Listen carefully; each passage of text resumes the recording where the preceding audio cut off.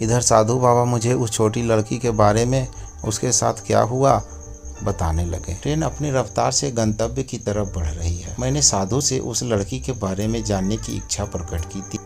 साधु ने बताना शुरू किया। कोलकाता शहर से कुछ किलोमीटर दूर बालीगंज में रहते हैं दिवाकर मुखर्जी। वह काम करते हैं एक फैक्ट्री में। उनकी लड़की का नाम प्रियंका है।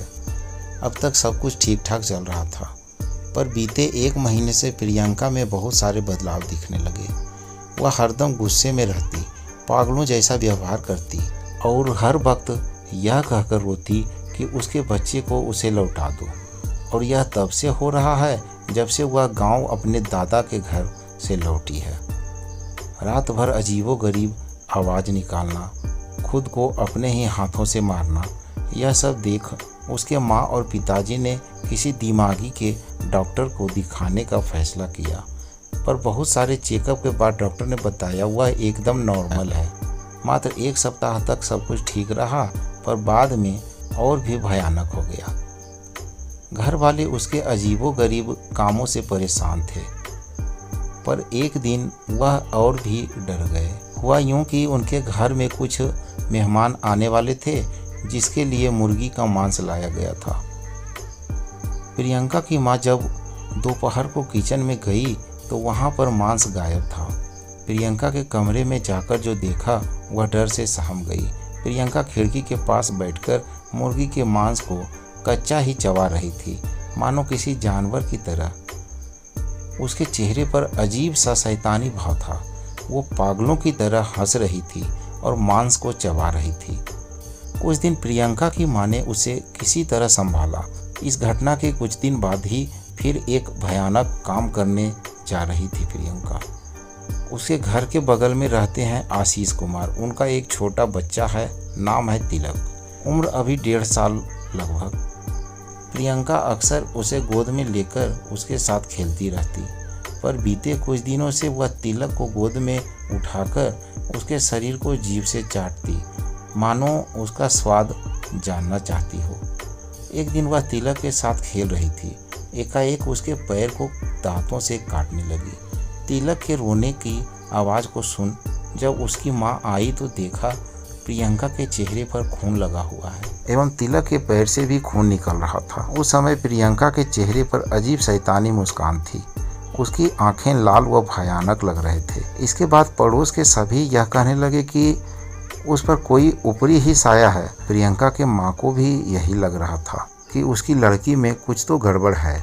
दिवाकर जी यह सब जानकर अपने पिता के बचपन के दोस्त तांत्रिक रामचंद्र दास को घर बुलाया। तांत्रिक रामचंद्र जी तारापीठ से तांत्रिक साधना कर चुके हैं।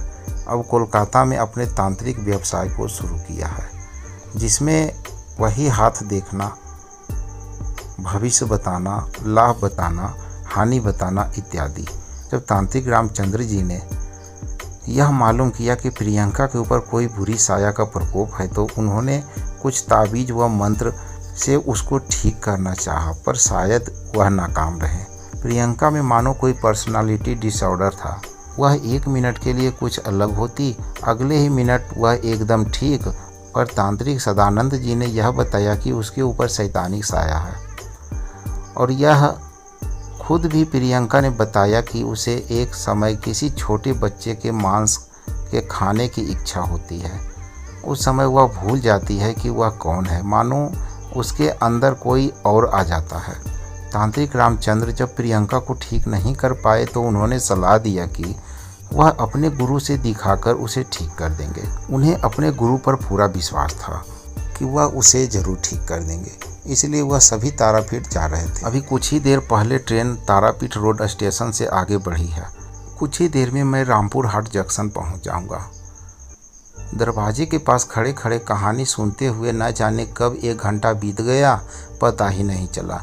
तारापीठ रोड स्टेशन से भी तारापीठ मंदिर जाया जा सकता है, पर वहाँ से कुछ ज़्यादा ही समय लगता है, इसलिए ज़्यादातर लोग रामपुर हाट जंक्शन पर उतरते हैं, जहाँ से मंदिर ज़्यादा दूर नहीं। मेरे मन में कई सवाल और उठ रहे थे कि तांत्रिक रामचंद्र यानी बाबा के गुरु कौन है, उनका नाम क्या है, पर मैंने कुछ पूछा नहीं, बस इतना पूछा, बाबा प्रियंका ठीक तो हो जाएगी ना? तांत्रिक रामचंद्र पूरे विश्वास के साथ बोले, जरूर, क्यों नहीं ठीक होगी।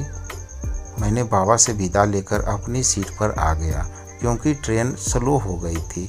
रामपुर हाट जंक्शन आने वाला था। कहानी को सुनते हुए यह भी भूल गया था कि मेरे पास एक बैग भी है जो मेरी सीट के ऊपर रखा हुआ है। कहीं कोई अब तक ले गया होता तो मुझे पता भी नहीं चलता। हालांकि उसमें 4-5 टी-शर्ट और पैंट थे। अपनी सीट पर आया तो देखा कि बैग ज्यों का त्यों अपनी जगह पर रखा हुआ है। कुछ ही मिनट में ट्रेन रामपुर हाट स्टेशन पर आ गई। यह ट्रेन इसके आगे नहीं जाएगी, इसलिए लोगों की भीड़ हुजूम की तरह स्टेशन पर उमड़ पड़ी। मैं ट्रेन से उतरते हुए एक बार फिर उस छोटी लड़की की तरफ देखा। देखकर मुझे तो विश्वास ही नहीं हो रहा था, ऐसा कुछ हो सकता है। उसे ज़रूर पर्सनालिटी डिसऑर्डर ही होगा। इस बीमारी में एक डुअल पर्सनालिटी बीमारी भी होता है, जिसमें अपने अंदर किसी दूसरे के होने का आभास होता है, पर एक तरफ तांत्रिक मत भी सही हो सकता है।